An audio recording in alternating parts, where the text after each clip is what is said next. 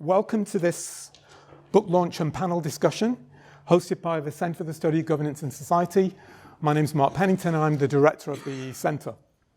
So if you've been to any of our recent events, you'll know that one of the key themes we've been exploring is the idea of uncertainty in decision making. We've looked through those events at the implications of uncertainty in multiple different dimensions, but one area that we haven't covered so far in any of the talks or presentations is really the problem of international order or disorder. And it's in that context that we're delighted to be hosting this book discussion this evening on Sir Paul Tucker's new book, Global Discord. Sir Paul is currently a research fellow at the Centre for Business and Government at the Harvard Kennedy School. He is the author previously of Unelected Power, and he has 30 years of experience as a central banker, notably in the Bank of England. The format for this evening's event is going to be Paul starting off with around a 15 to 20 minute presentation summarising his ideas in the book, and then we're going to have two commentators, colleagues here at KCL, Dr. Paul Sagar from the Department of Political Economy and Professor Sir David Omand from King's War Studies. After the presentations, we'll have plenty of time for questions and answer. And then also, after the event itself, there are books available to purchase outside. So I hope you'll consider purchasing one of those and boosting Paul's sales. So without further ado, please welcome Sir Paul Tucker.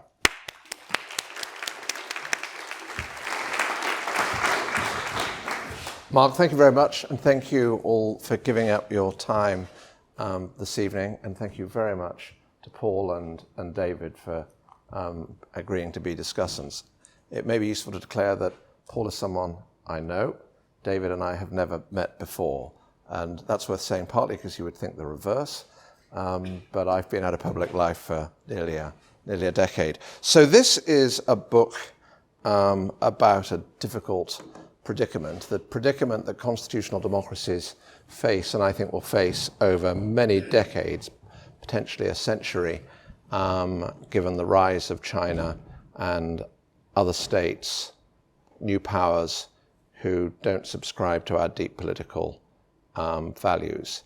And it's about how, under those conditions, cooperation among states and internationally more generally can be sustained, and in particular can be sustained in ways where our way of life, by which I mean our political way of life, isn't in jeopardy or isn't unnecessarily in jeopardy.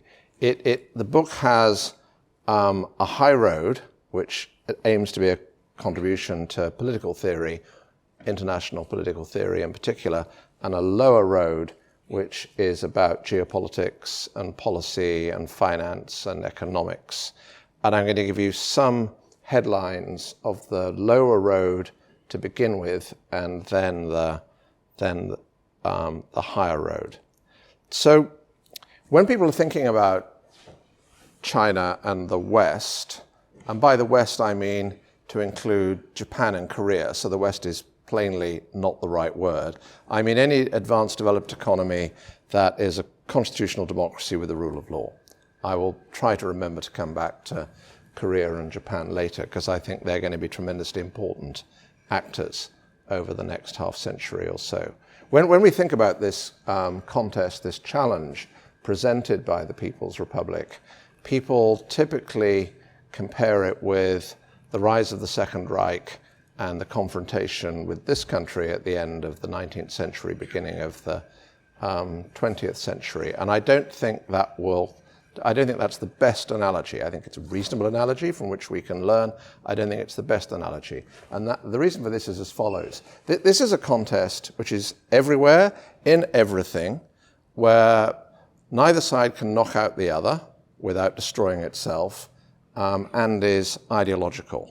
So if you think about the old Cold War between the Soviet bloc and ourselves, that was everywhere. It was not in everything because it wasn't in anything identifiable as commerce, because Stalin, although he participated in the 1944-45 discussions about the post-World War world, walked his bloc out of the IMF and the World Bank and the trading system in the late 1940s, early 1950s, leaving a tube between the free economy world and his world, oil going in one direction and dollars going in the other. It's plainly not like that now. China and the West touch each other everywhere. But it isn't especially like the Second Reich and Britain at the turn of the 20th century, because it's much more deeply ideological. That really was about kind of power. It was in a sense much closer to some people's view of the Thucydidean trap of Sparta and Athens confronting each other 2,500 years ago. I think more instructive, because it was everywhere and everything and was ideological and they couldn't knock each other out, was France and Britain over the long 18th century, so roughly 1689 to 1815.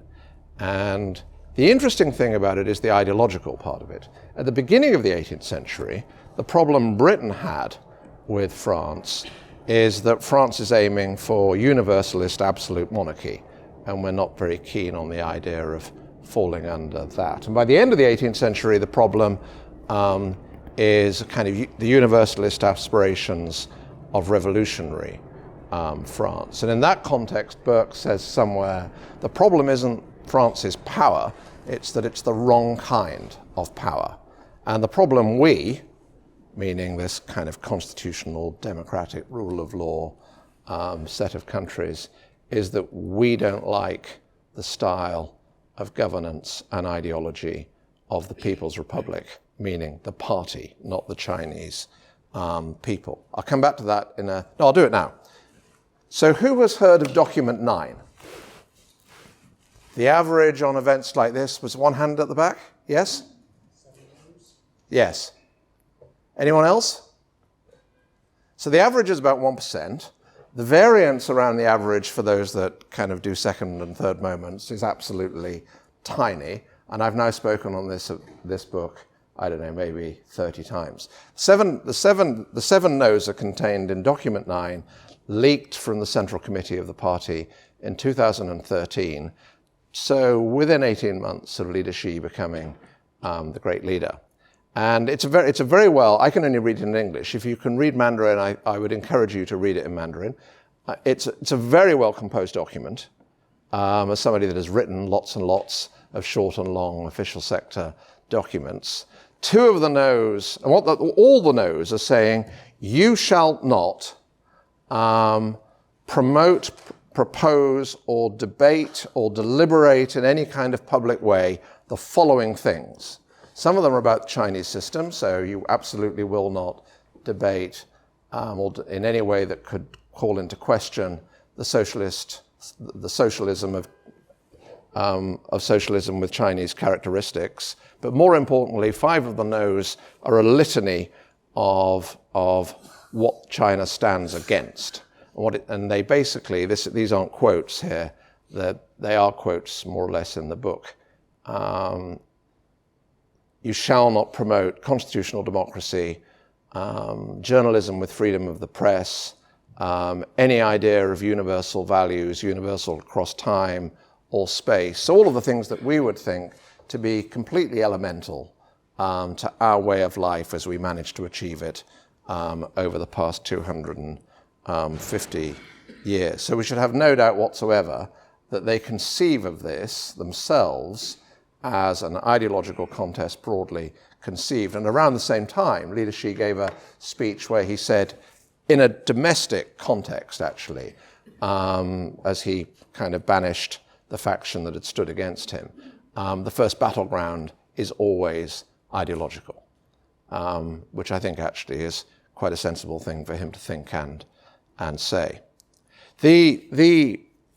This has profound implications. If I'm right that this will go on for decades, this has profound implications for government, not only in this country, but more importantly in Washington and our peers on the continent, because policy silos become dangerous. In my previous life, you could be a supposed expert in monetary stuff and financial stuff, and you didn't need to know about trade policy. You need to know some trade economics, but you didn't need to know trade policy, let alone the laws of war and peace, or anything about security policy, or anything about environmental policy or health policy. I think it is absolutely impossible for any government in any of the rich countries to operate prudently without much greater joined-upness about the different bits of government. And I guess this played a part in my previous life when in 2009 someone walked into my room and said, the Federal Reserve have refused India a swap line. It really doesn't matter what a swap line is. It's a line of credit.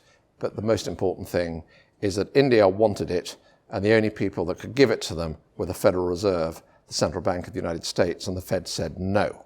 And someone comes into my room to tell me this, and my response was, don't they realize India is going to be a power? And my point and my feeling at the time, and I still feel it, is that the Fed was out of its depth.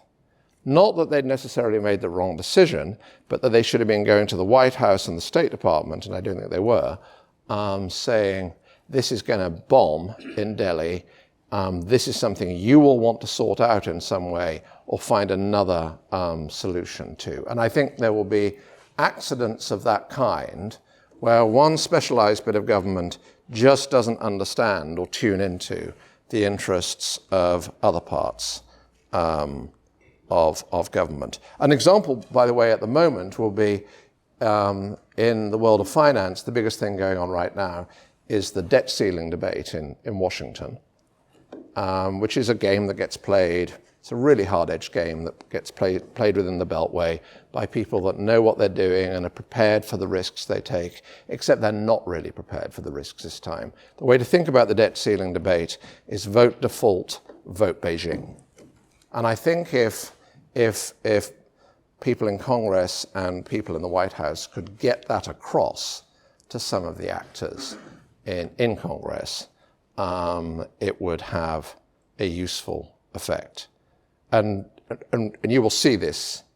If they do default, you will see this, because there will be bankers, asset managers, they will go around the world saying, I would just slightly shade down your holding of dollars. If I were you, I would move towards other currencies. This would be a gift to Beijing.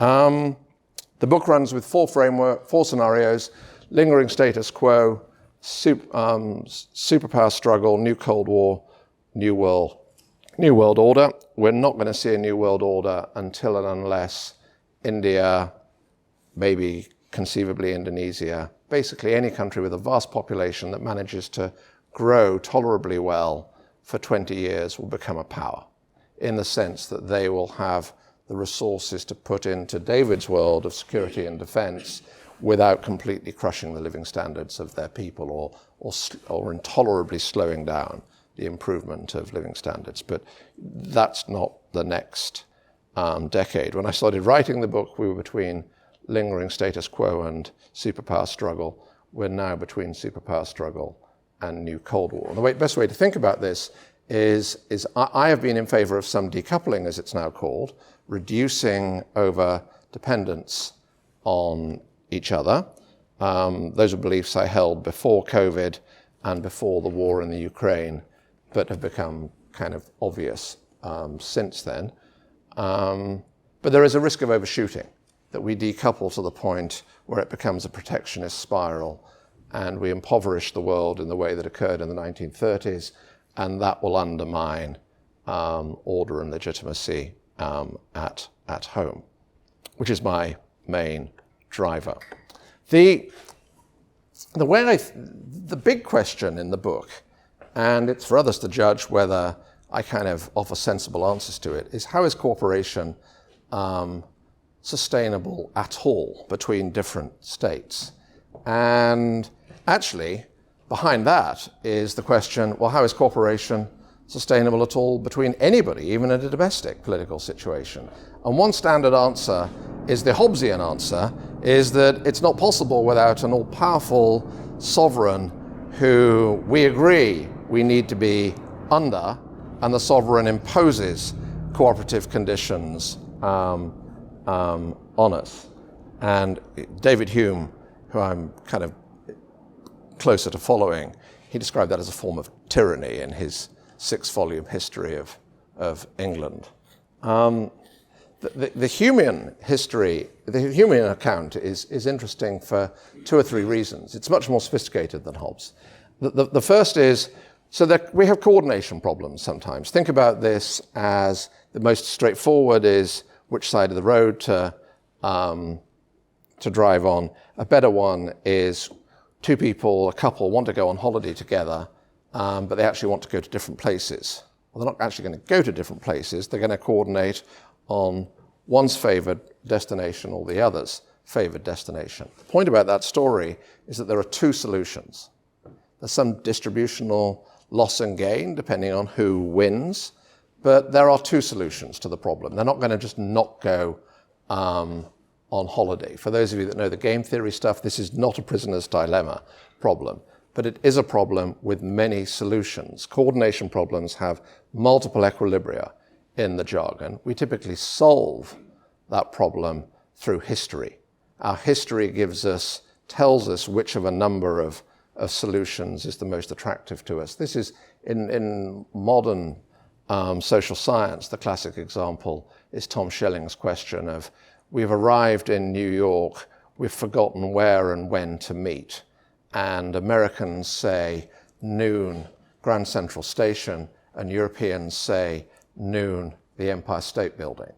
This is an extraordinary regularity in this. Actually, the difference between Grand Central Station and the Empire State Building is quite funny.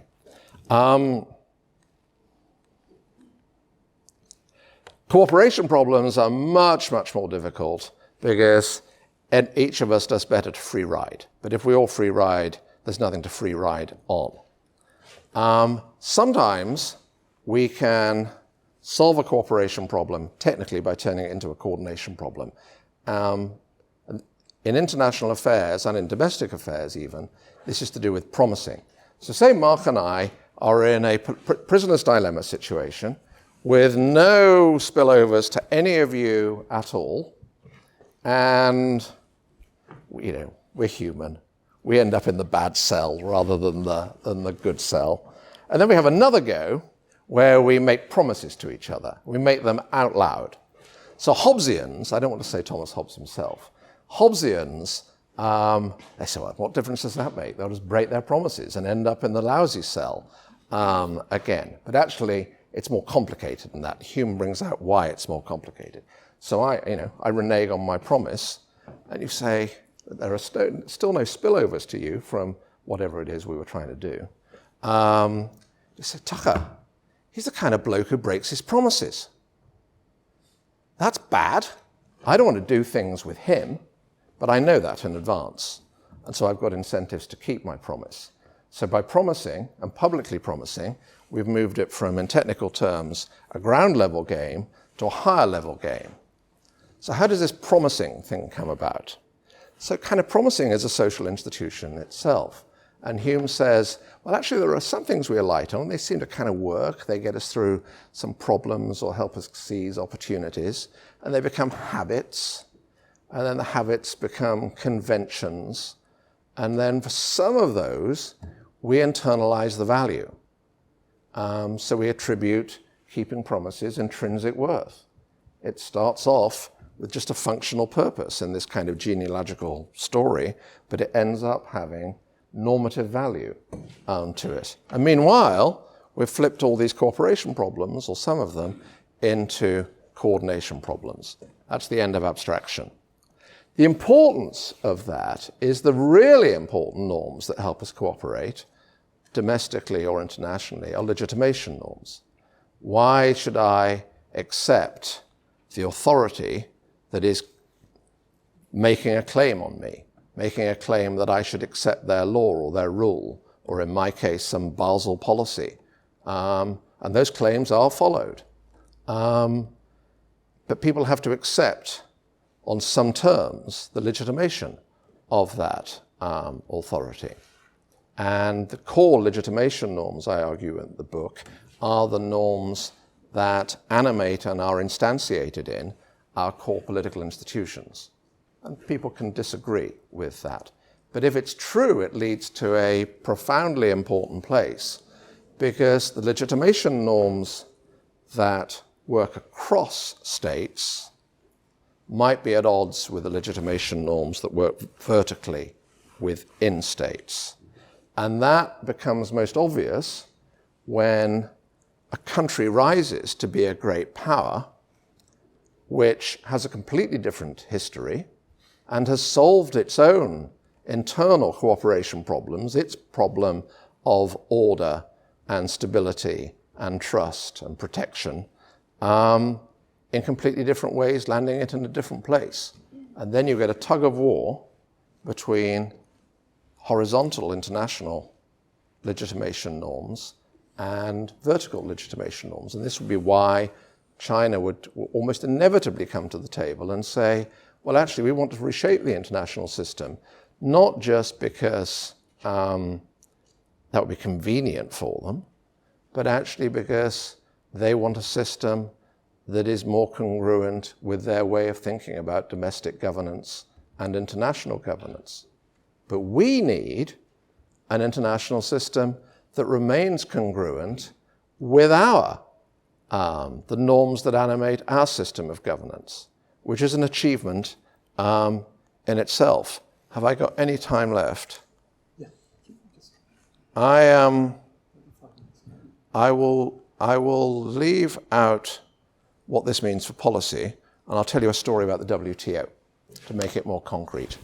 Does anybody here know about the WTO, World Trade Organization, state subsidies case from about a dozen years ago?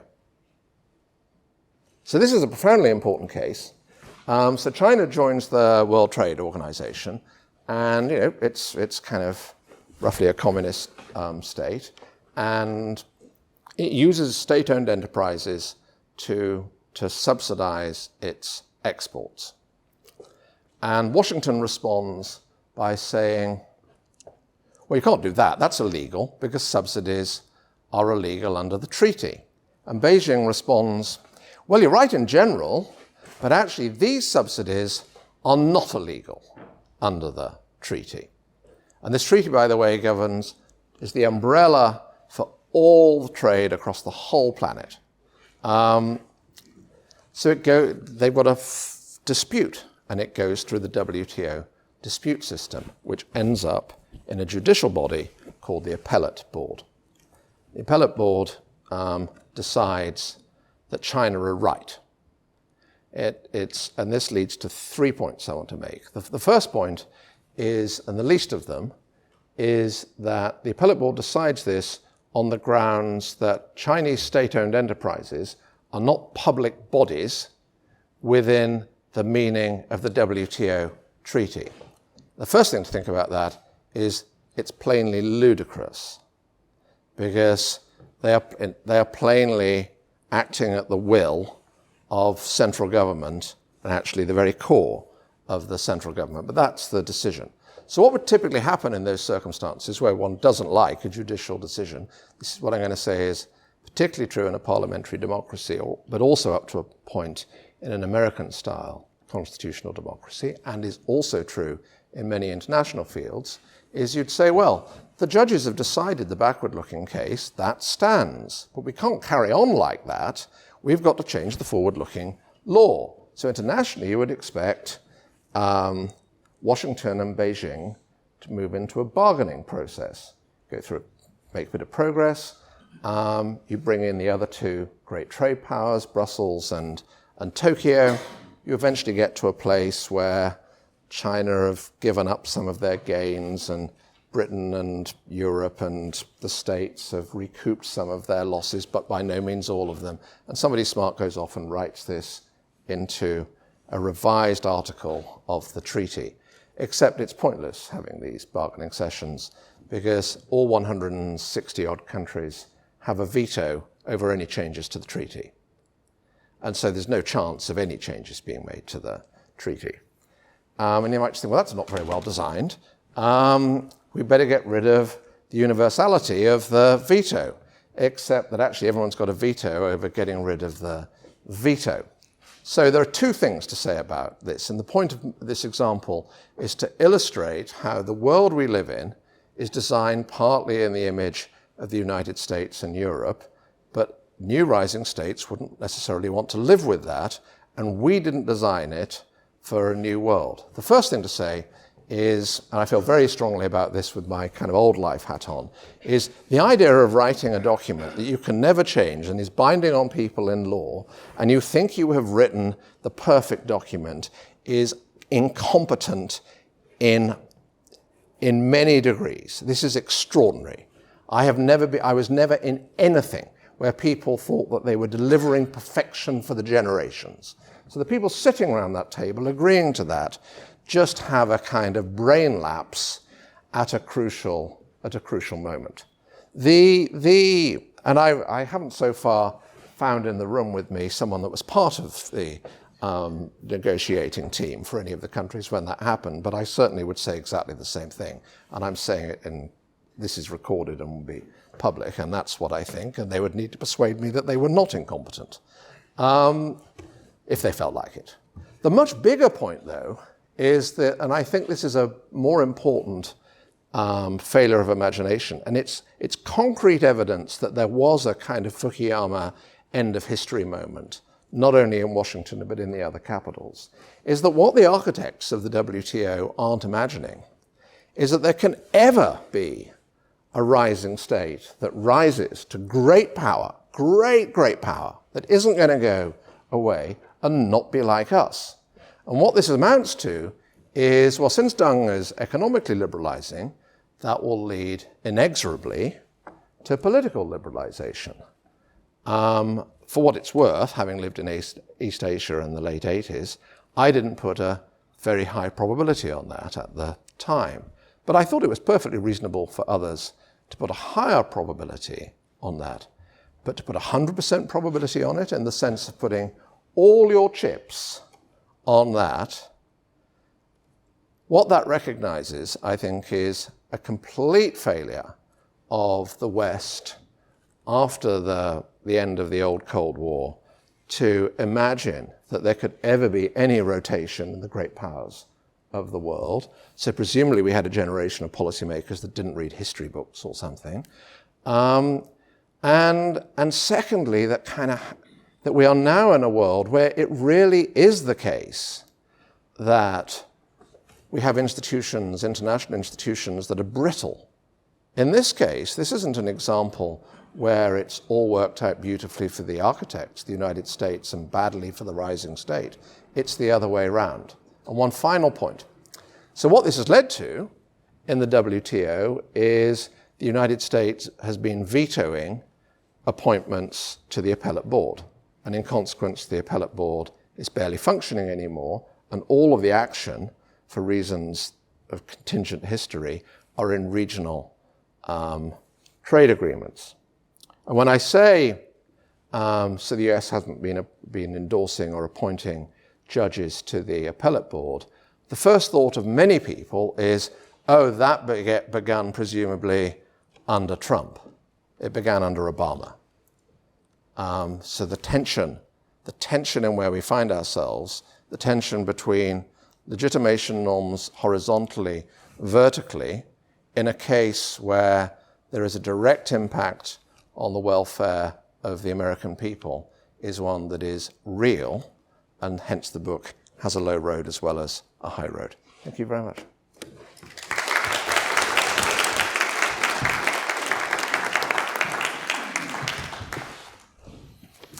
Okay, so our next speaker, our first discussant, is Dr. Paul Sagar. Paul is a senior lecturer in political theory in the Department of Political Economy. He's the author of 2 books, both with Princeton University Press, The Opinion of Mankind from 2018, and most recently, Adam Smith Reconsidered. And I believe you've got a third one on the go, Paul. Yeah, it's out next year. So Paul. Thanks very much, everybody. Microphone seems to be working. So, as Paul mentioned, we actually know each other. So I met Paul back in 2016. I was a visiting scholar in Berkeley in California, and I got an email sort of out of the blue from this chap, Paul Tucker, never heard of him. And he says, He probably said, I'm a former central banker, but I wasn't paying attention and I read former banker. I hope I didn't say that. Or maybe you didn't. There you said it. And I thought, oh gosh, what's this? He said, oh, I'm in Berkeley. Would you like to get a coffee? I've become interested in the thought of Bernard Williams.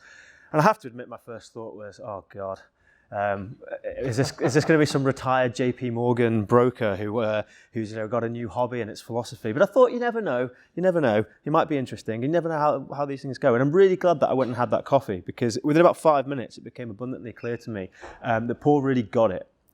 He really understood the material that I've been spending a good chunk of my life working on, and he cared about it, and he was putting it to use in really interesting ways. So we started a dialogue on that day, and we've been keeping it going for, well, 7 years, whatever it is since, mostly over email, the occasional Skype call. Whenever he's in London, we'll sometimes meet up. And a lot of that's been correspondence around our mutual projects.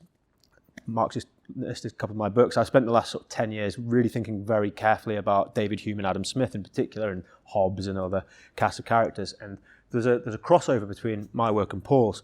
But this is worth mentioning because there's a really interesting lacuna or absence in both Hume and Smith's oeuvres, whatever the plural is, which is neither of them has a theory of international politics. They both have theories of domestic politics, they both have theories of morality, they both, of course, have theories of political economy, and they're, of course, deeply interested in the international, because political economy is international. But neither of them has a theory of international relations or theory of international politics. And for a long time, I thought that was a feature rather than a bug, that there was something about their approach to thinking about human political societies that meant there was nothing to say about international political theory. I almost wrote a paper called Why Hume Has No International Political Thought, right? And I'm bloody glad I never wrote that paper, because Paul came along and wrote this book and it would have made my paper look very silly indeed. The point being, maybe it wasn't possible to come up with an international political theory in Hume and Smith's mode in the 18th century. But it's not true now, and Paul has shown that it's not true now, because this is that project, right? So he's going to... Don't blush too much, but I'm going to go heavy on the praise here. Okay, I think this book is one of the most important contributions to theorizing politics in a certain tradition, the tradition that I'm particularly interested in. It's Hume, Adam Smith, it's also Max Weber, Bernard Williams.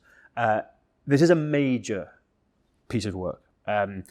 It does something that I didn't think could be done, and it does it well, and I think it does it successfully.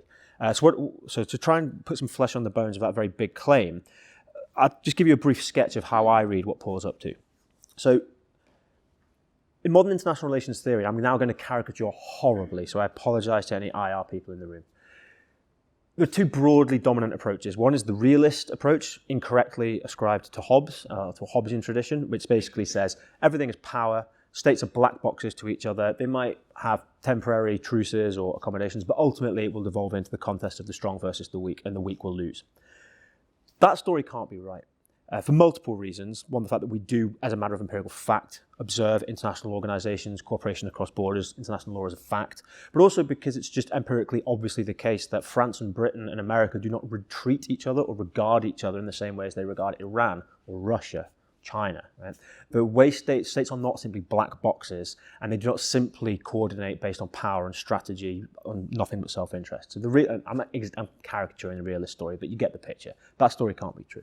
The other dominant approach, often called liberalism, often traced back to Immanuel Kant, a bit more justifiably than the Hobbes story, says ultimately we need to resolve international conflict by appeal to shared morality, shared institutions transcending the competition of independent sovereign nation states, and exiting the arena of international competition into something like Kant's vision of perpetual peace.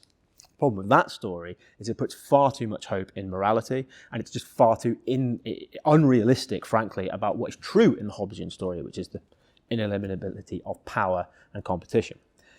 So Paul rejects both these approaches in his book, and for my money, he's both sort of endorsing but also massively extending the plausibility of what's sometimes referred to as the English school of international relations. English school because it tends to not be taught on American campuses. It has some bastions here, LSE, a famous bastion of the English school. But the idea that Paul is building on is somewhat building on is associated with Hedley Bull and the idea of international society.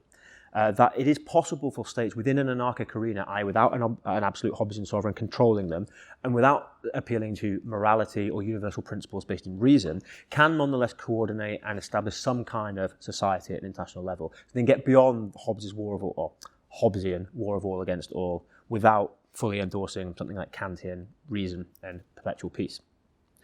Paul's major innovation is to not follow the English school down the path of appealing to people like Grotius, Pufendorf, the old natural law tradition around the 16th and 17th century in Europe, and instead to go, as he's mentioned already, for Hume first and then Bernard Williams second. From Hume, Paul is taking the idea that coordination over time through the invention of conventions, which ultimately upgraded into not merely conventions of interest and calculating what's going to benefit me, but conventions that become rooted in the sense that we should follow these norms and we should follow these rules because it not only is a good thing to do, but it defines who we are and it benefits us and our neighbours over time. Again, it's a very brief sketch of the sophistication with which Paul takes the Humean approach and develops it. He also embeds that in history and shows how, look, this matches the history of, in particular, North Atlantic European state evolution, but also the wider context of looming confrontation with, in particular, China and other rising powers. But on top of that, Paul goes even further and he takes another important aspect of Hume's approach to these ideas, which Hume applies domestically but not internationally, which is that ultimately politics is founded in what Hume called opinion. And the name of my first book, The Opinion of Mankind, is a direct reference to Hume's fundamental idea that states only survive and prosper for as long as their populations support them in doing so, because the governing people are always the few in the minority, and the police are always outnumbered by the majority of ordinary people who, if they chose to, could, through sheer weight of numbers, overthrow any particular regime. Why don't they do that? Because of what they believe about the legitimacy or not of a given regime in most cases. Why does that matter? Because when it comes to large-scale modern societies, the way that we govern ourselves is deeply embedded in the historical norms that we have developed about our self-understanding and what kind of societies we are. So, to use Williams speak, now and around here in the West, we have commitments to human rights. We think democracy is a non-negotiable part of the legitimacy of our states. And we think that there are certain aspects of the rule of law and parliamentary representation which are prerequisites of any sovereign government being legitimate. Right? The problem that Paul draws attention to is, as he's just alluded to at the end of his comment there, is that whilst the international order that came to emerge after the end of the last Cold War was one populated by states which broadly agreed on those things and were able to transcend Hobbesian competition of war all against all without full-blown Kantian morality and reason, because they were able to, through coordination and convention and the building up of legitimacy conventions over time, see each other as basically on the same side and thus able to cooperate. That's not going to last into the future, right? Because ultimately, brute fact of history, China in particular, India as well, do not share our basic legitimation norms. They do not share our basic commitments to what a sovereign, independent state looks like and how it should function. And therefore, the global, what Paul calls order, the capital letter, of how power is distributed and balanced between states is not going to be resolved through what he also, in a separate part of the book, calls society and system, which are the conventions that the West has stumbled into over the last 100 years for keeping a lid on these things. The great warning of Paul's book is we must wake up to the reality of this, that whilst we have stumbled our way into something like global accord in the last sort of 30 years, it ain't going to last. Global discord is the future. So the question is what to do about that. Right?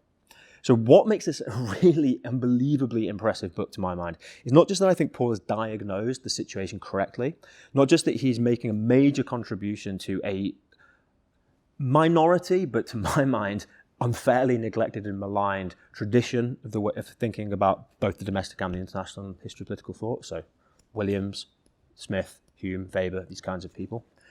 But he also wants to improve the world. He also says, look, I'm going to tell you how it is, and if you get how it is, you can make better policy choices rather than worse policy choices. So the final part of the book are his principles for delegation. We're drawing on this vastly erudite and sophisticated reworking of the English school plus Hume plus Williams.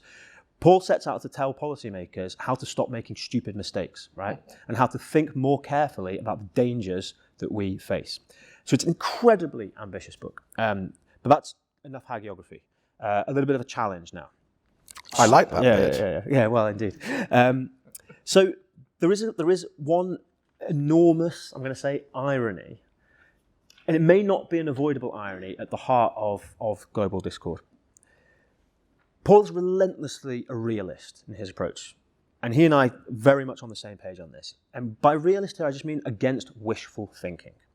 You have a wonderful phrase at one point, which is something like, broadly speaking, incentive-compatible things happen, incentive-incompatible things don't, right? You would not believe how much political theory is incapable of internalizing this basic truth and just proceeds in a land of fantasy where we imagine that incentive-incompatible things will magically happen and we just hope for the best. And yeah, whatever. That's the majority of my field. I prefer reading Paul's book.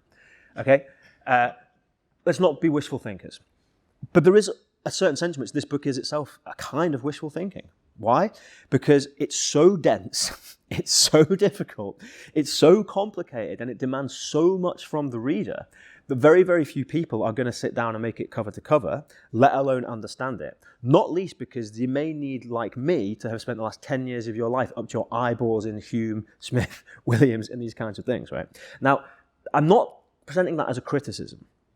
All right. Which maybe there's a bit of wishful thinking that you can circumvent that fact that the policymakers will get it. Right? I don't really mean that as a criticism because ultimately this book is trying to tell it how it is. The world is complicated. The world is incredibly, intractably difficult, and making sense of it probably does require this level of detailed treatment.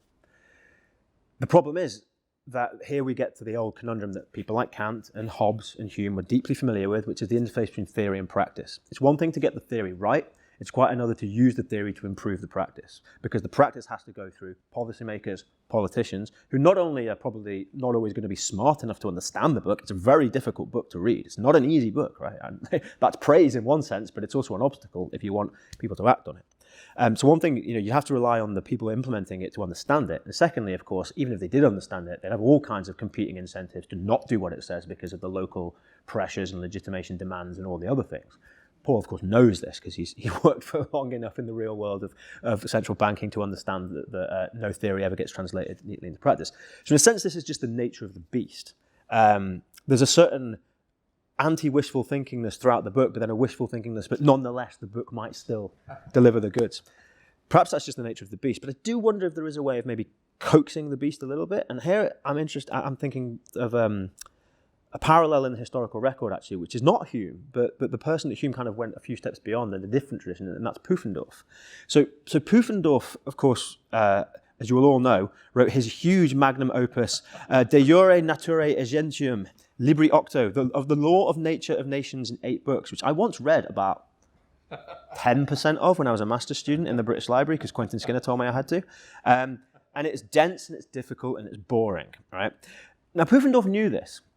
It's a very important book. It's incredibly influential in the subsequent history of natural law theory and international relations. But Pufendorf also realized that if he just had that book, no one was going to read it, right? Because it's too difficult. So he had a little one called On the Duty of Man and Citizen According to Natural Law, or De Officio Homines et Civitas. I can't read Latin, you get the idea. And the little Pufendorf was integral and important because it meant people could get a version of the ideas, and it got disseminated, and they read that, and they could discuss it with each other, and they got the sense of what the big picture was. And then the serious people, once they got to grips with the little Pufendorf, went, oh, we better read the big Pufendorf. And that's how it worked, right? So, Paul, what you need is a little global discord.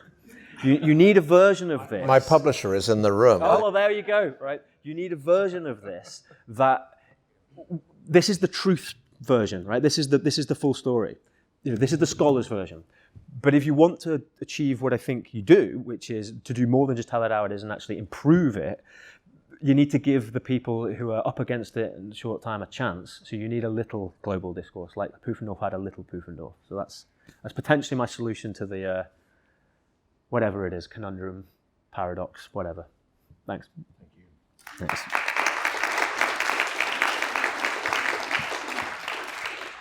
Okay, our second discussant is Professor Sir David Omand.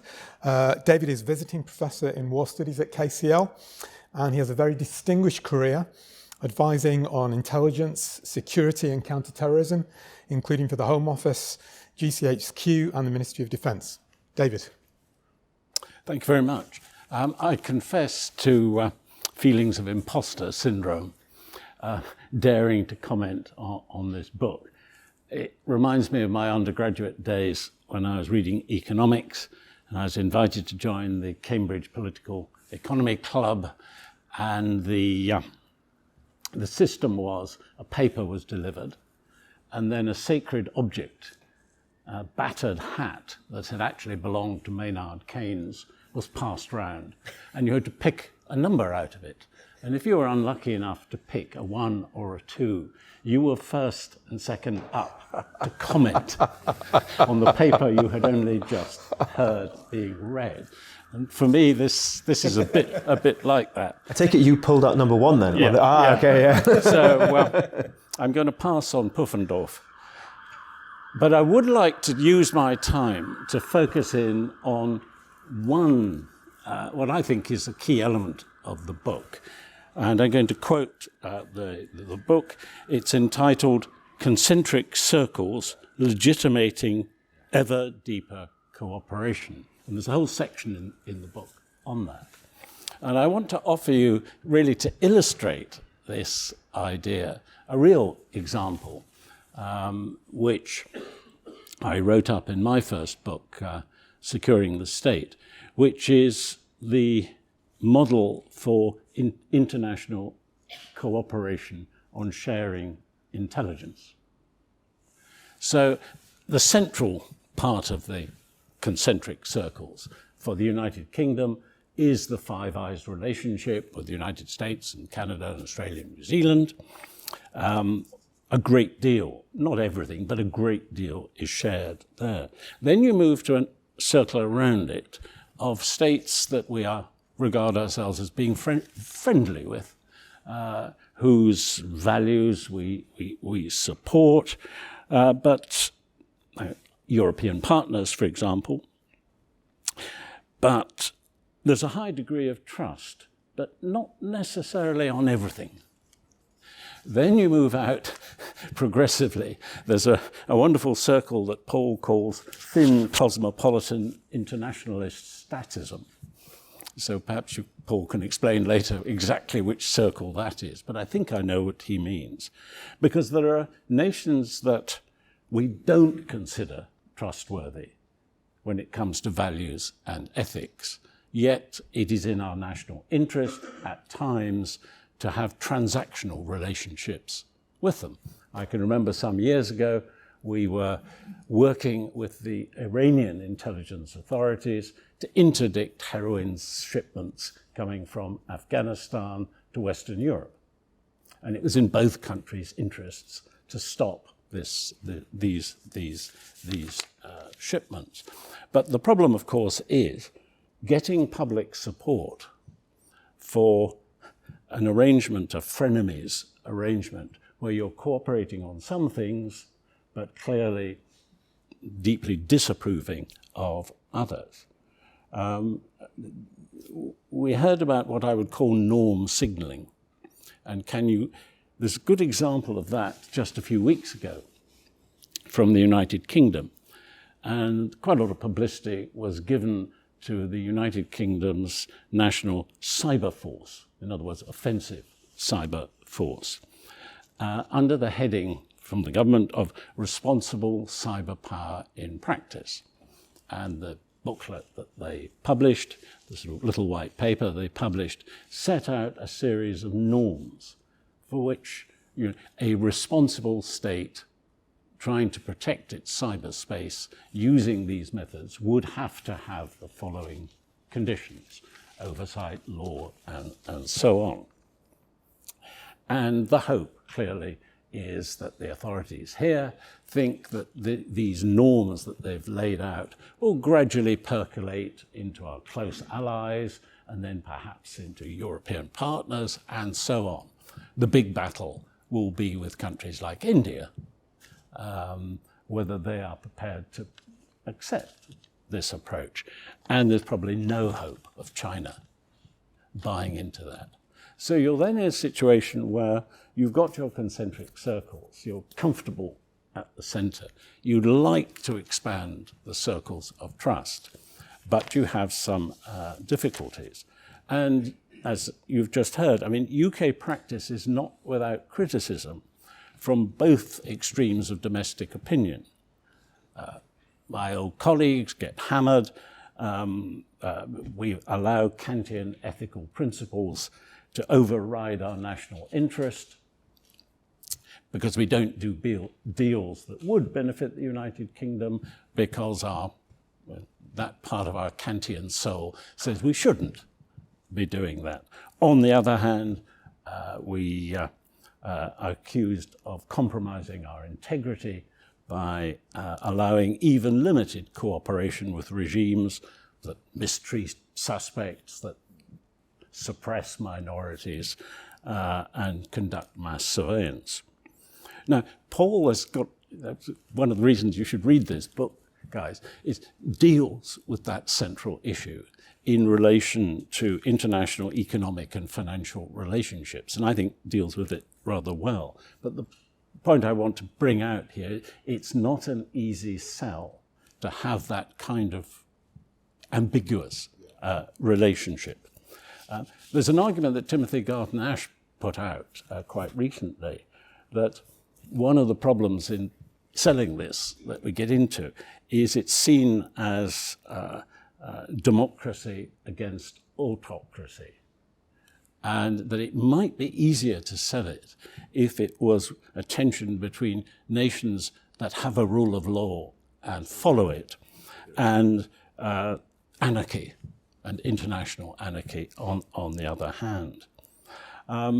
Just another thought which I had reading the book, which was, would the concentric circles model survive if there were active campaigns of digital harm against us in the so-called grey zone? So nobody's starting a war, but things are happening of, taking advantage of us. I have an acronym for this, which is CESPIT: crime, espionage, sabotage, and subversion, perverting internet technology. So, we're in the cesspit, and we could face some quite real problems here. You already heard mention of those in Washington who want to disengage from China. They're not prepared to allow trade in high-end semiconductors. AI technology that might be used to upgrade Chinese military is now banned. Now, Janet Yellen, on the other hand, was arguing only last month that decoupling would be a disaster, something I agree with.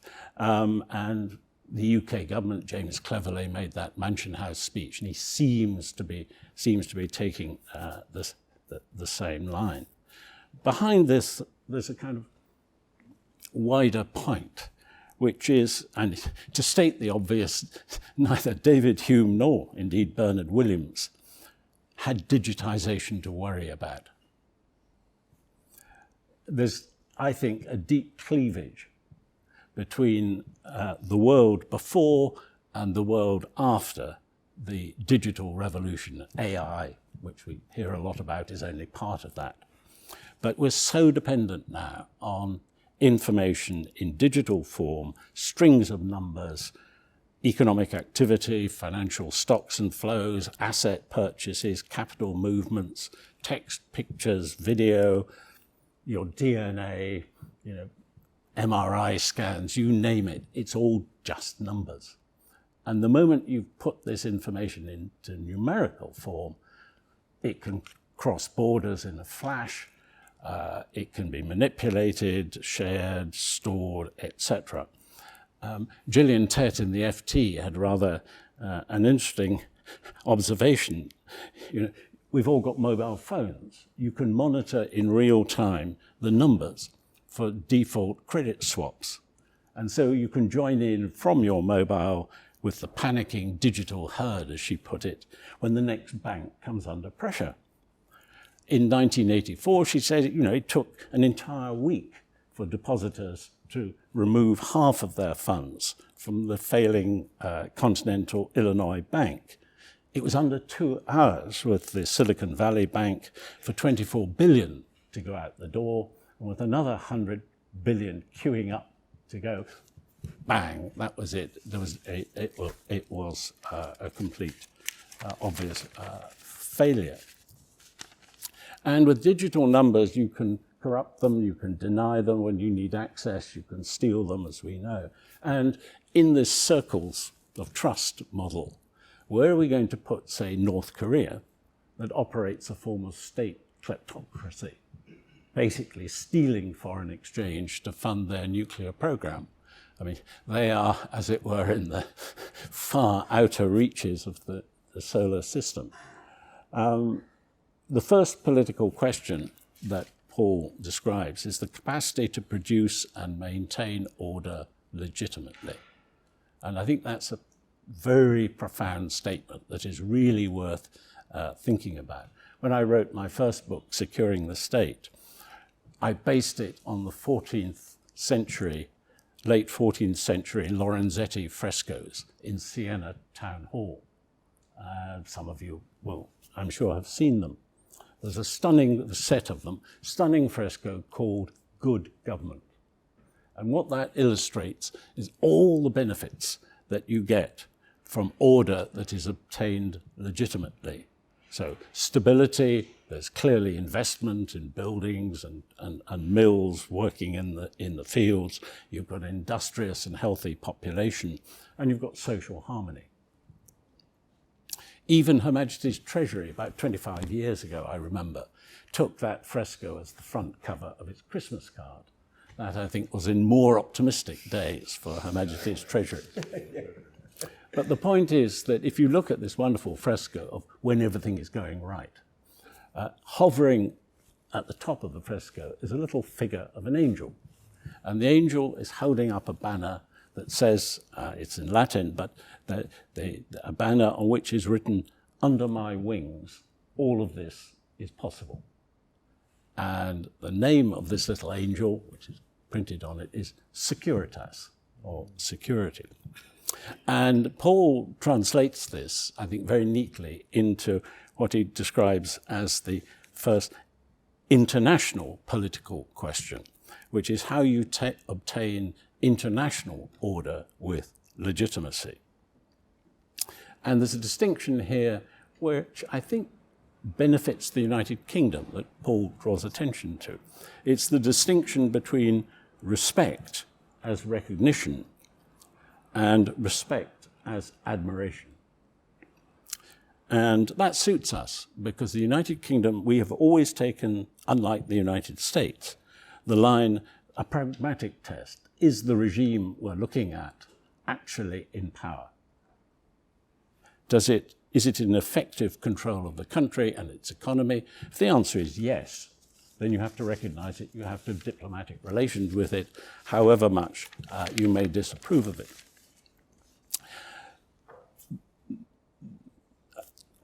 I won't take up time, but another area of the book that's very interesting is what Paul calls legitimization principles, where you move gradually from thin cooperation to thick cooperation to deep cooperation, but based on trust.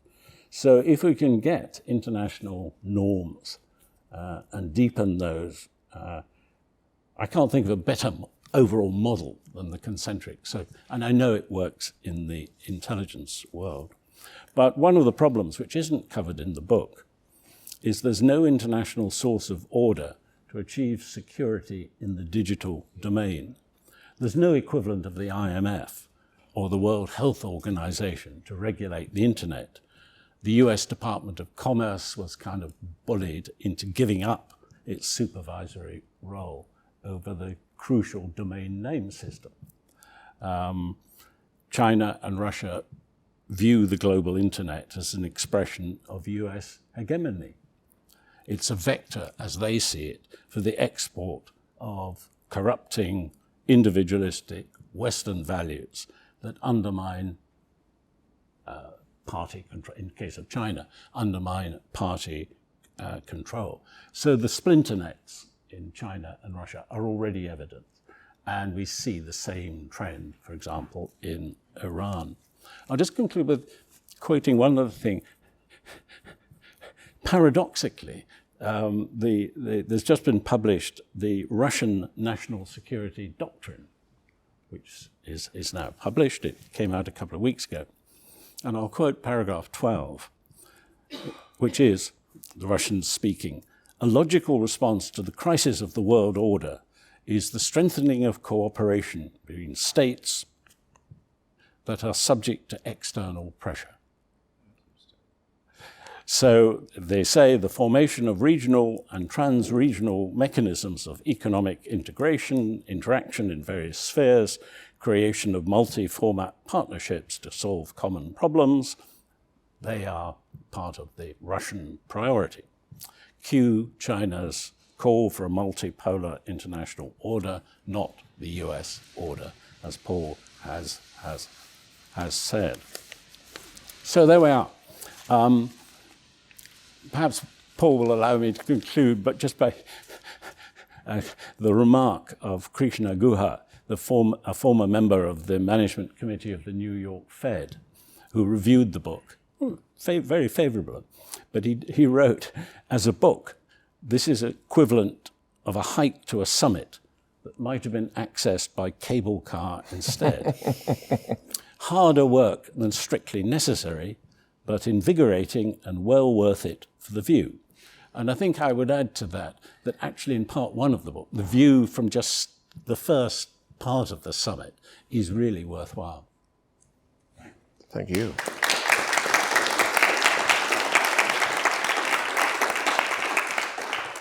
Thank you very much, David. Paul, would you like to give a brief response, and then we can go to the audience? I think we should go to the audience. I think we should go straight to the audience. Okay. And I've got some points I want to make, but I can offer them as answers to various questions.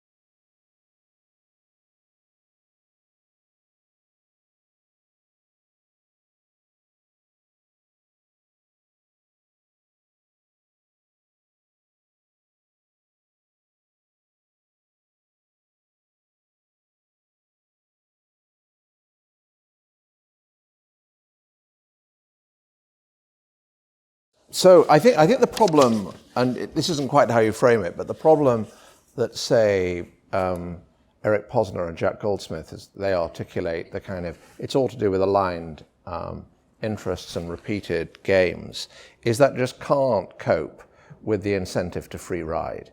It actually can't even cope with the incentive to free ride in a management team within an organization. Because in any situation you find yourself in, somebody has got incentives to just put in a little bit effort, shirk a bit, and free ride on the others. But of course, if everybody does that, then you underperform. And that for sure happens. It happens, one of the reasons that some organizations do underperform. It's one of the reasons that some international regimes underperform.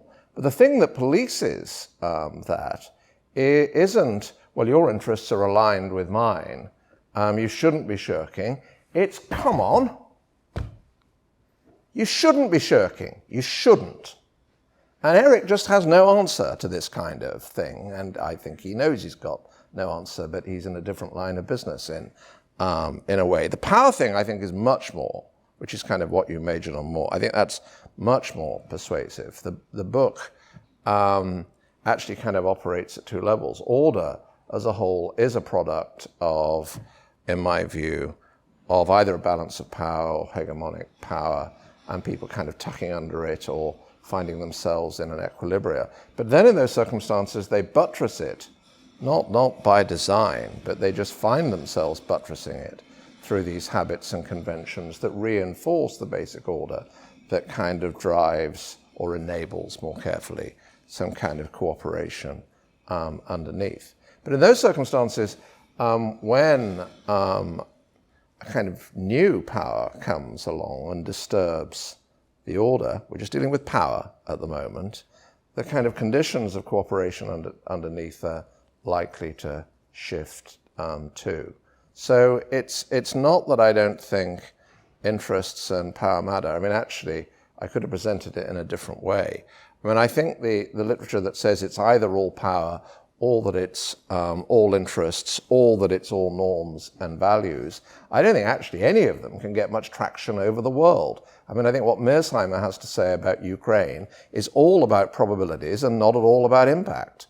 So I don't need to introduce any norms or values to find his analysis wanting, because you might, if you think about it in minimax terms, you might be prepared to tolerate some modestly increased probability of bad states of the world if you can, in the course of crushing, minimizing technically, the costs of the realization of those bad states of the world.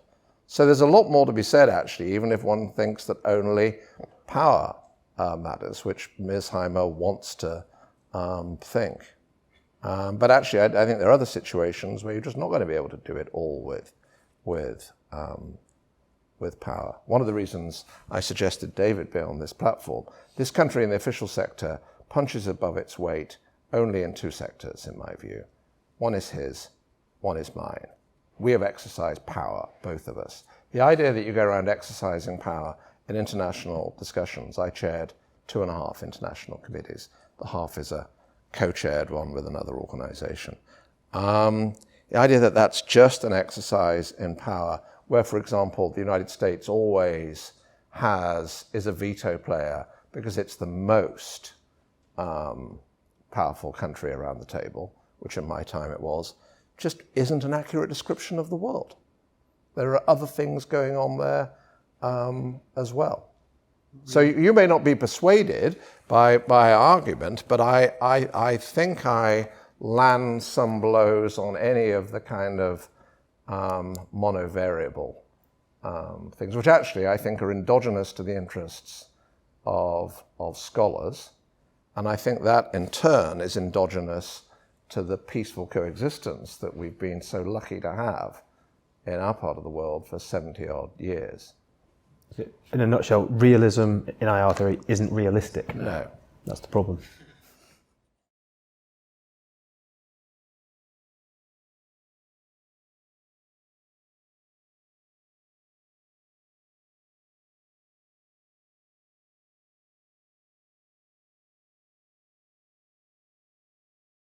Absolutely. Yeah. Yeah. Yeah. I mean, this is the problem of the commons, and the overgrazing the commons, and if we all do it, there isn't any commons to graze on at all. And she has marvelous work on how, in some circumstances, this can be solved, and it's Humean in flavor. Yeah, very much so.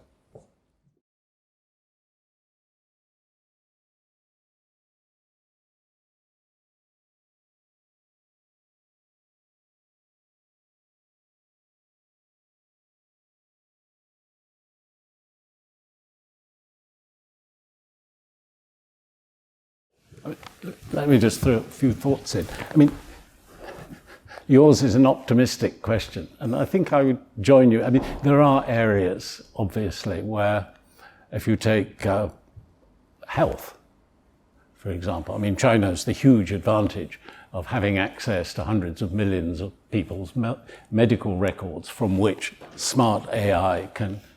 Now, if you then think about things they may actually also need to exploit that, which are largely here in the United Kingdom or in the United States.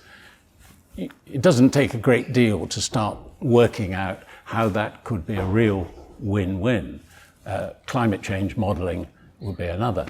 But at the back of my mind, when I was pontificating about the digital revolution, a question was put out, and I'd love to know what Paul's answer would be.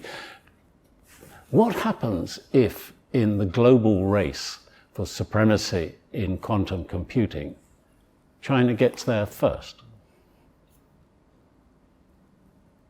Then they will win. I mean, that would be for... Yeah. an let me put it more carefully. So that's a kind of rather lecture hall thought. What would I actually think if I had responsibility? I'd think that would tilt the probability mass towards them being able to prevail on more fronts than they would otherwise be able to prevail.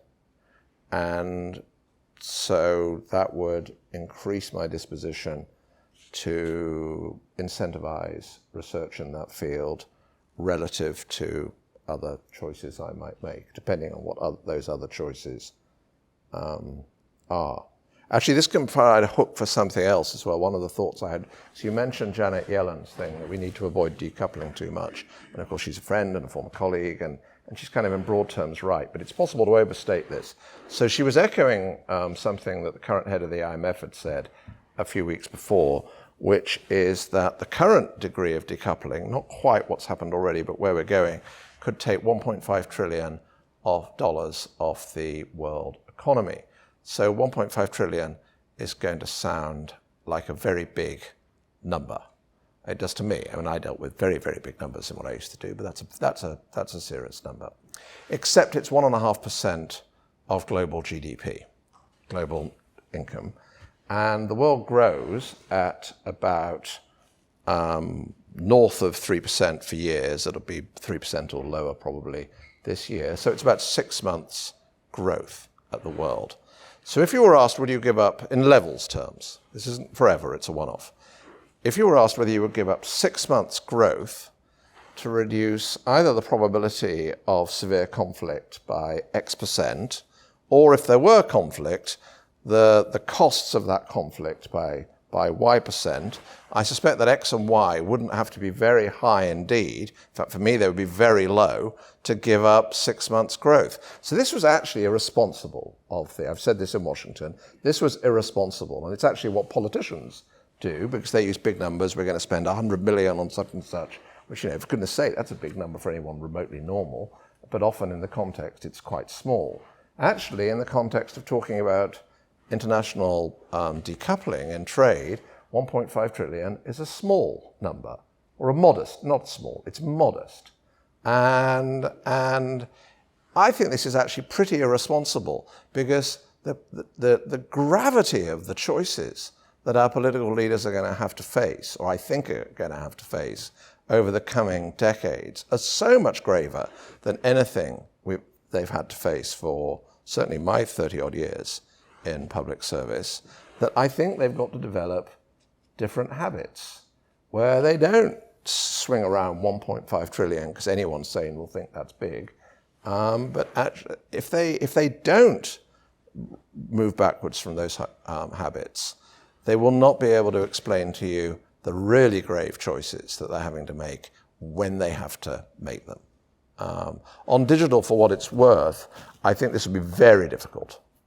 I mean, I completely agree with everything David said, because you can't quite observe what's going on. And the only thing that I'd add is that in business people have modest incentives, perhaps even more than modest incentives, to protect themselves against cyber theft and interference with their business. They have very weak incentives indeed to address cyber interference that could compromise national security. Paul, did you want to come in on that? You hadn't mentioned it in the talk today, but I've heard you mention it in other versions of this talk, and it's in the book, as well as your 4 scenarios, lingering status quo, superpower struggle, new Cold War, and new world order. You also have the non-negligible chance of nuclear Armageddon. Oh, yes. What was it 10% you put? No, I think there is a roughly, these are subjective probabilities. The reason I put it in the book is to try to provoke the reader to think, what's your personal subjective probability? I think that there is roughly a 10% probability of serious conflict between the superpowers over, say, the next 10 to 20 years. So if China wins the supercomputing race, quantum computing race, does that change that number? So let's say that this is the decisive technology, okay? So that it's not necessarily quantum computing, it's the decisive technology. Let's say that they win it absolutely clearly and manifestly, and everybody understands, it reduces the probability of conflict. It reduces because they ex post. Yeah. Because they have won. Yeah. because you don't fight in order to lose. Losing ex post is so bad that you don't embark ex ante on people are pretty good at that on the whole. If it's ambiguous, then it's altogether more interesting. Put in a small advertisement for secret intelligence. In this sort of situation, it's stabilizing. The one thing you don't want is massive misperceptions on either side of the other, because then they could take bad decisions. And there's an incredibly important point here. You would know when it started, maybe after the Cuban crisis, but there was a de-escalation protocol between Moscow and Washington. I believe there still is, but I mean, I'm 10 years out of date, for goodness sake. And what this means is that, putting it crudely, and I'm not going to get this exactly right, the wingtips of an American plane and a Soviet plane clash in the sky or get close to clashing, and there's a way for Moscow and Washington to step away from it. Really was an accident. This is not the beginning of a war. And I think Beijing has declined to hold discussions over agreeing a de-escalation protocol with the establishment of a reliable hotline for precisely that, and protocols to go with it. And that's a dangerous thing. And it's also the kind of thing that doesn't get covered very much over here, but is kind of, people are much more aware of that in Washington. And so I think the other thing that didn't come up is the extent to which we have outsourced our security, quite a good deal in many respects, means that we need to be kind of well tuned in to Washington's concerns. And of course I have Emmanuel Macron partly in mind in saying that. And just throw in a comment on going back to the very first question, that just keep an eye on the most advanced semiconductor design and manufacture and the position of Taiwan. Yeah.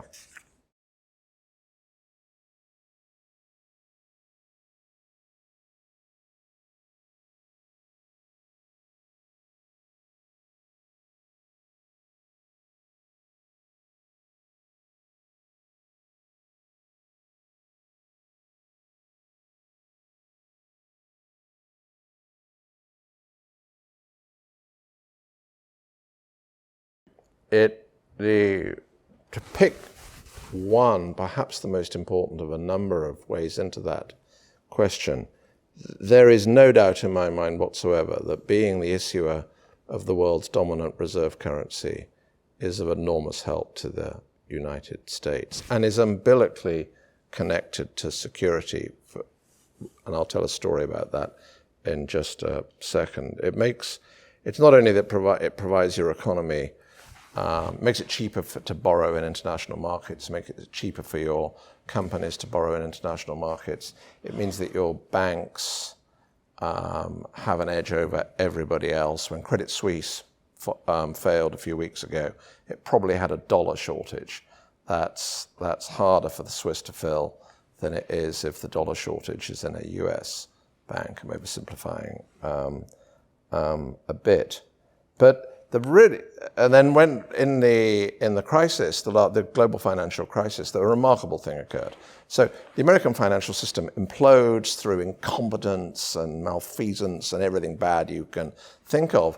In any other country in the world, including our own, if that had happened, the currency would fall and government bond yields, cost of borrowing for the government, would go up.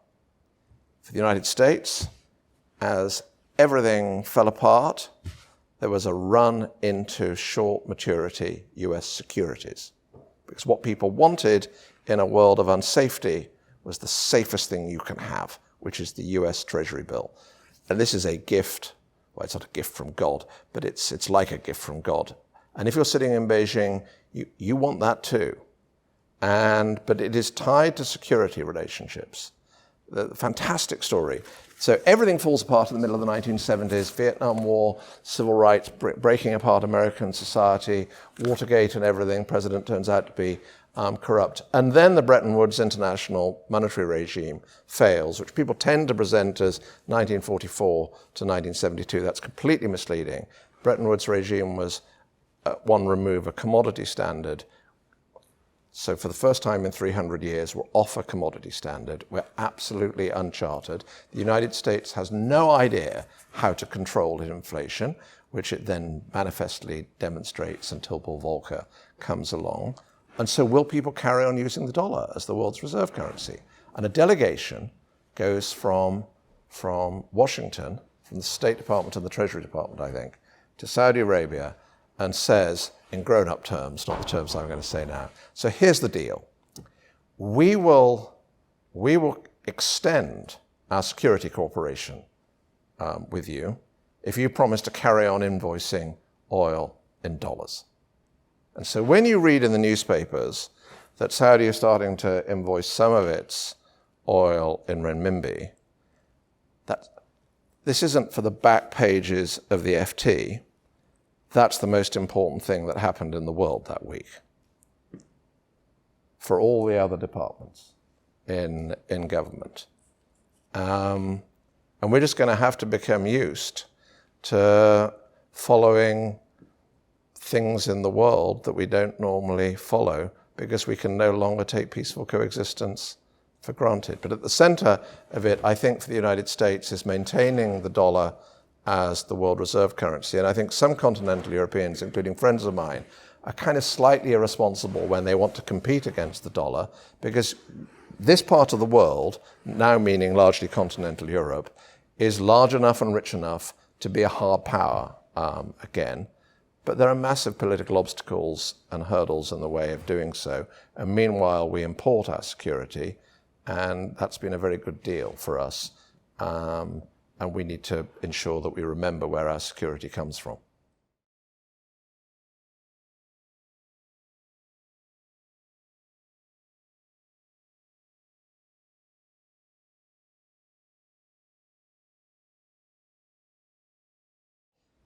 I want there to be decoupling in any area where, in circumstances of national or international catastrophe, of which war is the worst, we wouldn't be thinking, oh, damn, it's a pity the components in our make up something that we completely rely on, not completely rely on in the sense of having a nice time, but completely rely on in order to be who we are, so in our military, actually depends upon supplies from people who are unfriendly. I do not think that this means kind of doing everything at home. We couldn't possibly, but the United States could potentially. And if anything, it goes with a second prescription, which again is aimed at the United States, which is you have to remember your need for friends. The silliest thing I hear said in the United States is by a few people around where I hang out and a few people in Washington, not so many anymore, is, well, if push comes to shove, we'll be able to manage this on our own without even Europe. To which the answer is, you're going to put all your chips on that? Even if it's in 30 years' time and we've done a bit badly, moved sideways in terms of growth, and China's 3 times the size? You have to work backwards from the worst cases.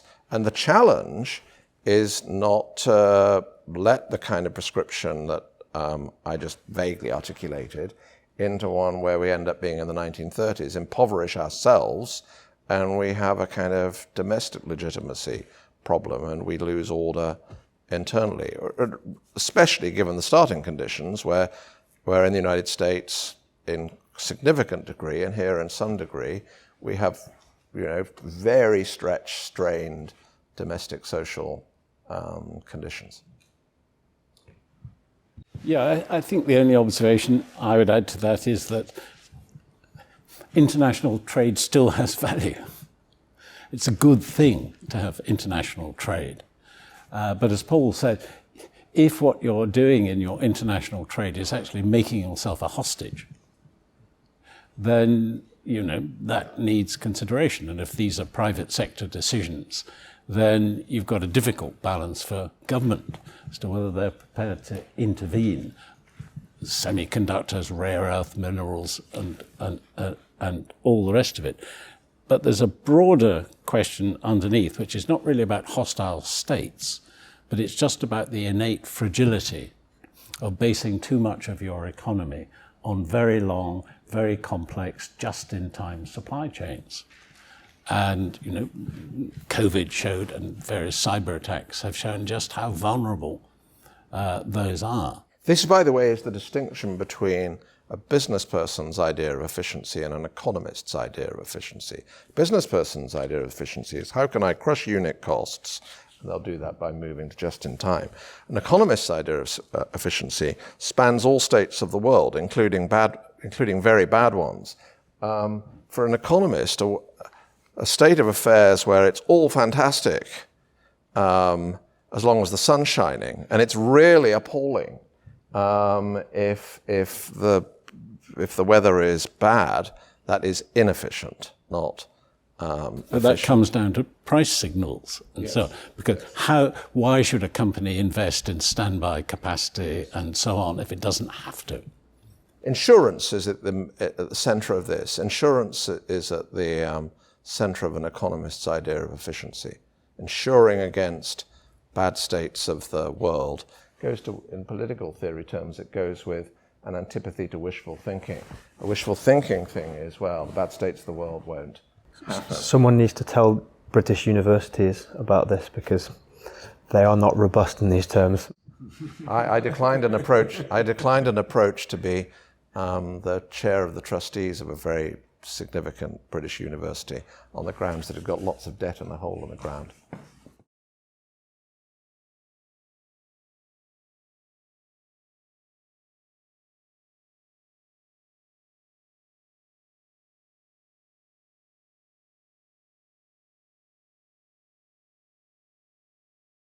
So actually the most obvious examples come from domestic political arrangements. So if you think about the things that the United States, we, France, Germany share, which I think are the rule of law, constitutionalism, meaning some vague separation of, or more precise separation of functions, and representative democracy.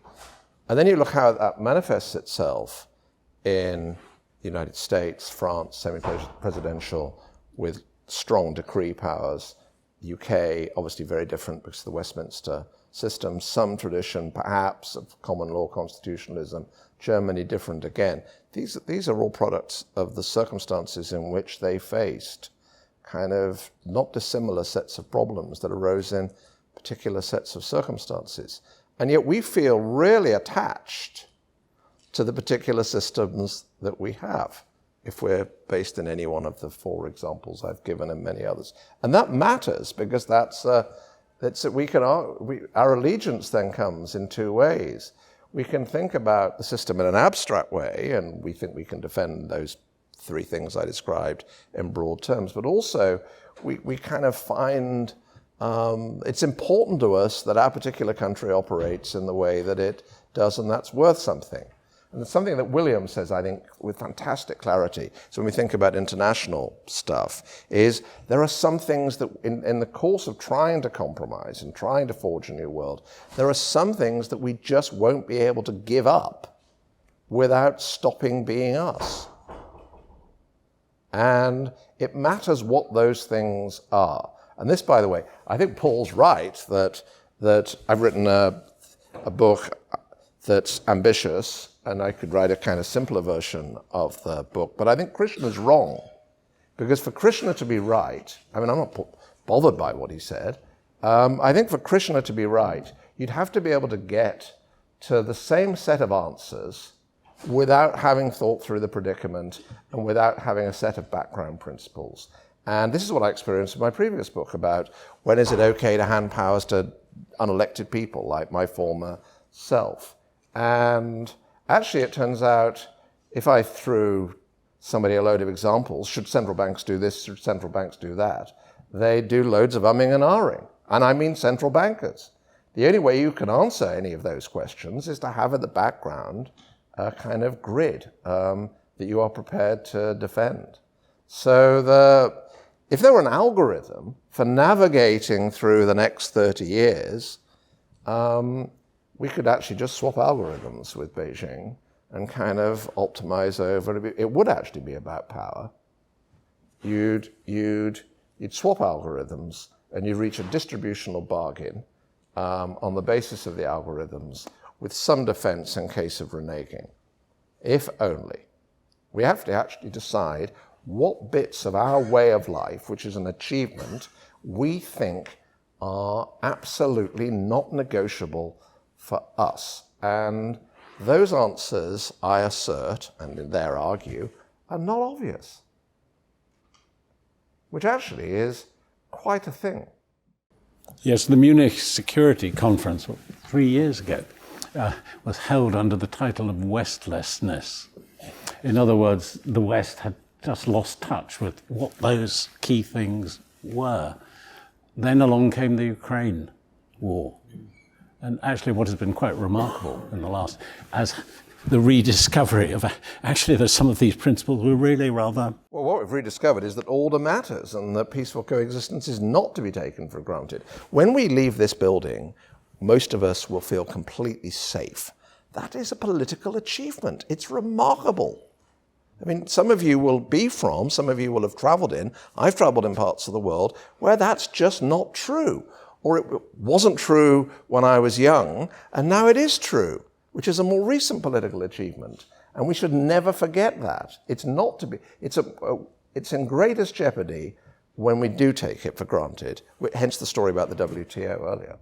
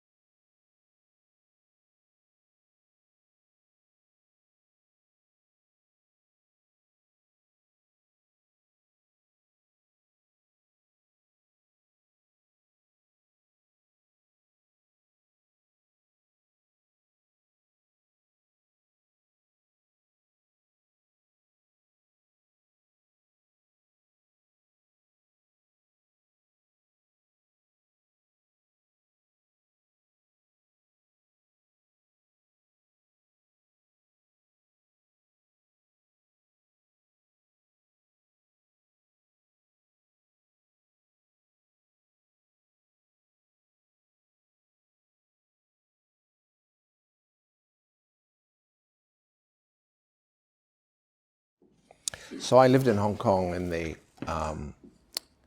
late 80s, and it was a great privilege to do so. I'm one of the architects of the securities, capital markets, all that stuff after the 87 crash. Carrie Lam was in the same corridor as me. It was a marvelous thing to do. I had friends in Tiananmen Square in various capacities when they were there. I want to say one thing about that. And actually, if you read the last sentence of the book, which I've realized I'm not capable of reading out here. No, I don't want to read it out. I'm going to cry if I knew you were going to do that. It's just a little episode in Hong Kong. The more important thing to say, other than my feelings about that, the book is about the party in the sense. It is not about Chinese people. It is not about Chinese civilization. There is a risk. I've got this on my list of things to introduce. It would be easy for people to receive my book, superficially, I think, as one of these Huntington-esque civilizational conflict thing. It is not that, although I do think ways of life, deep norms, somehow comprise ways of life, civilizational kind of ways of life.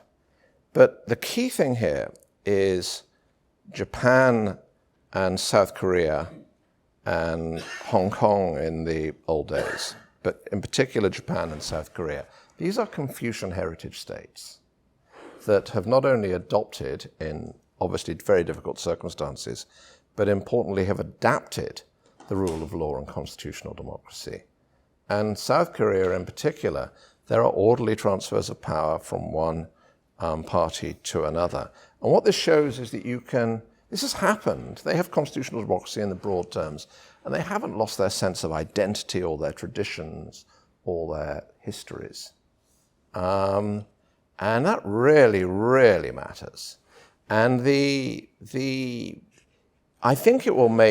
think two sets of actors are going to be really, really important if we don't have a war. One is India, but I also think Confucian heritage constitutional democracies are going to be important, because they are kind of living proof that what I call the West is not actually the West.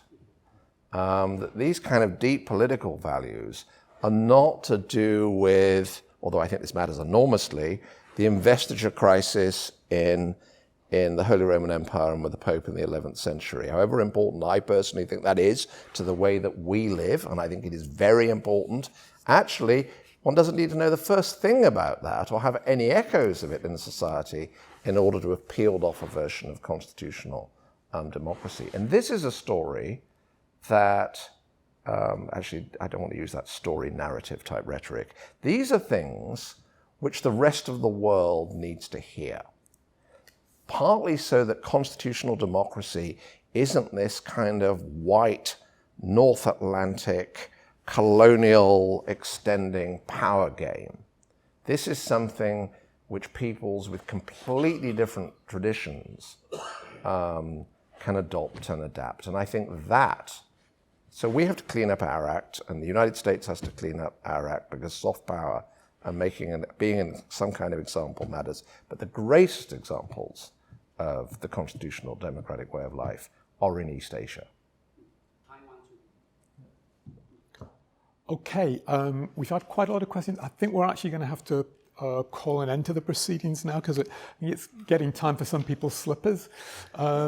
So it just really remains for me to say thank you to our guests. But before I sort of complete the thank yous, just like to mention an event that we have next week, which may be of interest to you. So on the 16th of May, we've got Professor John Wallace, who'll be speaking, and he's actually the co-author of a very famous book which deals with some of the topics that we've been dealing with this evening with Weingast and North, Violence and Social Order. So if you're interested in that event, that will be on Tuesday next week, the 16th. But for now, I'd just like to thank you all for coming, but most important, I'd like to thank Professor David Omand, Dr. Paul Sagar, and most important of all, our guest of honour, Sir Paul Tucker. Thank you very much indeed. Thank you, Bob.